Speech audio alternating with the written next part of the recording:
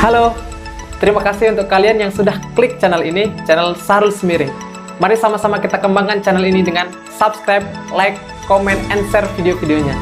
Karena video-video di channel ini akan menambah ilmu teman-teman semuanya. Skuy, kita lihat videonya. Assalamualaikum warahmatullahi wabarakatuh. Bersama saya Sarul Semiring dengan NIM C1F018050 dari kelas R06 Ekonomi Islam Fakultas Ekonomi dan Bisnis Universitas Jambi. Kembali lagi, di sini saya akan mempresentasikan PPT saya guna untuk menyelesaikan tugas mata kuliah akuntansi syariah. Di sini kita akan membahas tentang sejarah dan pemikiran akuntansi syariah. Apa-apa saja sih yang akan kita bahas? Yang pertama, bagaimana sejarah perkembangan awal akuntansi, bagaimana perkembangan akuntansi syariah, bagaimana hubungan antara akuntansi modern dan akuntansi syariah. Langsung saja ke poin yang pertama, yaitu perkembangan awal akuntansi. Pada awalnya, akuntansi merupakan bagian dari ilmu pasti, yaitu bagian dari ilmu pengetahuan yang berhubungan dengan masalah hukum alam dan perhitungan yang bersifat memiliki kebenaran absolut. Bahkan pemikir akuntansi pada awal perkembangannya merupakan seorang ahli matematika seperti Luca Pacioli dan Musa Al-Khawarizmi.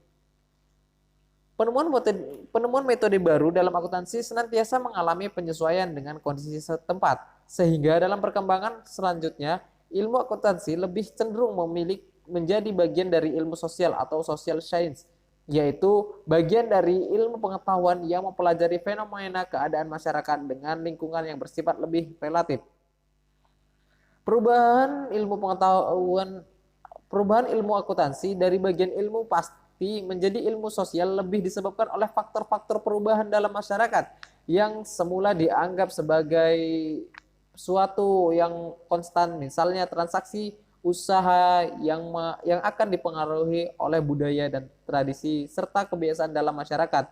Oleh sebab itu, akuntansi masih berada di tengah-tengah pembagian ilmu pengetahuan tersebut hingga kini. Bahkan mayoritas pemikir akuntansi saat ini menitik beratkan pada pemikiran positif melalui penggunaan data empiris dan pengolahan yang benar. Perkembangan akuntansi syariah. Zaman awal perkembangan Islam. Pendeklarasian negara Islam di Madinah didasari dengan konsep bahwa seluruh umat muslim adalah bersaudara dan tanpa membeda-bedakan dari segi apapun. Bentuk kesekretariatan masih sederhana karena baru ini didirikan akhir tahun ke-6 Hijriah. Dan akhirnya perdagangan tersebut berkembang hingga ke bangsa Eropa, terutama setelah penaklukan Mekah. Dalam perkembangannya selanjutnya, yaitu ketika ada kewajiban zakat dan dan perluasan wilayah, hingga munculnya jizah dan kharaj. Maka dari itu Rasulullah mendirikan Baitul Mal pada awal abad ke-7. Konsep ini cukup maju pada zaman tersebut, di mana seluruh penerima dikumpulkan secara terpisah dan pimpinan negara dan baru akan dikeluarkan untuk kepentingan negara. Walaupun dikatakan pengelolaan Baitul Mal masih sederhana, tetapi Rasulullah telah memilih petugas qadi, juga sekretaris dan pencatat administrasi pemerintahan. Pada zaman 4 khalifah, pada pemerintahan Abu Bakar radhiyallahu an, pada saat itu pengelolaan Baitul Mal masih sangat sederhana karena pemasukan dan pengeluaran dilakukan dengan seimbang dan hampir tidak ada sisa dari hasil pengelolaannya. Pada kepemimpinan Umar bin Khattab radhiyallahu an, terdapat perubahan sistem administrasi yang cukup signifikan dengan memajukan istilah diwan oleh Sa'ad bin Abi Waqqas. Kata diwan berasal dari bahasa Arab yang merupakan bentuk kata benda dari dawaan, berarti penulisan. Dan artian diwan ini sebagai tempat di mana pelaksanaan duduk, bekerja dan di mana akuntansi dicatat dan disimpan. Hal ini menunjukkan bahwa akuntansi berkembang dari suatu lokasi ke lokasi lainnya sebagai akibat dari hubungan antar masyarakat. Baitul Mal juga sudah tidak terpusat lagi di Madinah dan mulai berkembang di daerah-daerah taklukan Islam. Diwan yang dibentuk oleh Khalifah Umar memiliki 4 departemen dan 7 kelompok, di mana Bagian departemen tersebut menunjukkan adanya pembagian tugas dalam sistem keuangan dan pelaporan keuangan yang baik. Sementara itu, khusus akuntan yang dikenal dengan nama muhasabah atau muhtasib yang menunjukkan orang yang bertanggung jawab dari amanah yang telah diberikan.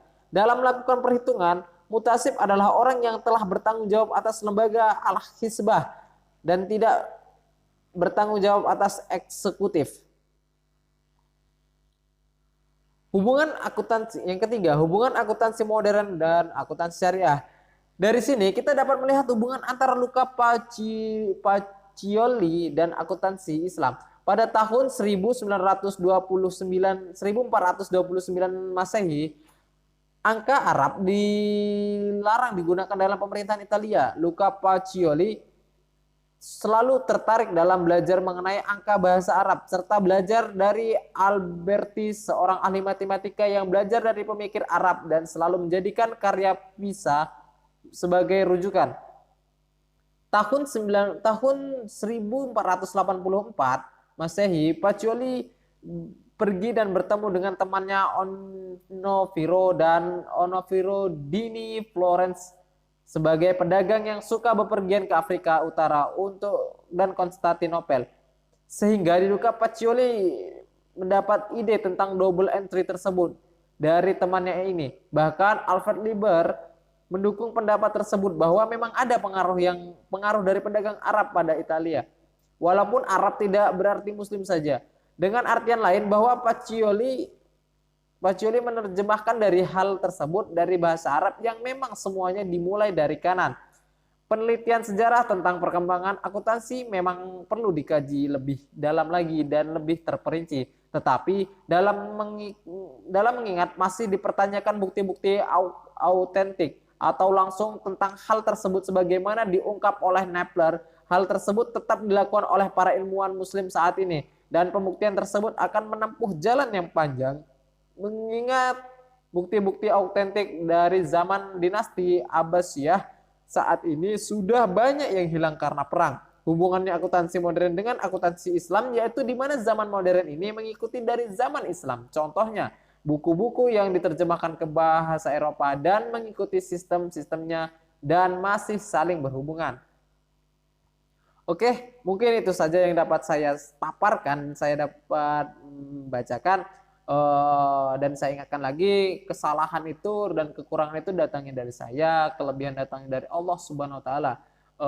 Saya akhiri, wassalamualaikum warahmatullahi wabarakatuh.